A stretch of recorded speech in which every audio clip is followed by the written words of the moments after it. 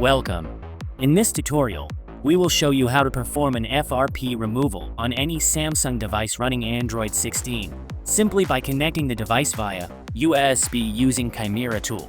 Important note, if the device is currently running Android 15 and is FRP locked, but an Android 16 firmware is available for the device, this operation can be performed after flashing the device with the Android 16 firmware file.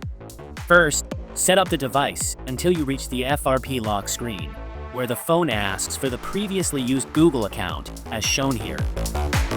Next, connect the device to your computer using a USB cable and wait until ChimeraTool detects the device. Once the device is detected, go to the Repair tab and click on Remove FRP.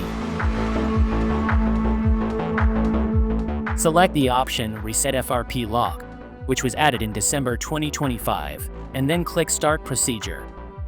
During this process, the device will restart automatically. To help complete the procedure, continue the activation process on the phone. ChimeraTool will notify you that the process has been completed successfully. From this point, you can continue activating the device normally. When the Google account sign-in screen appears, tap Skip to continue.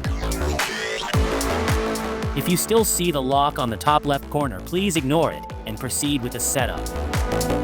As shown, the FRP lock has been removed successfully. Thank you for watching. For more tutorials and tips, don't forget to subscribe to our channel.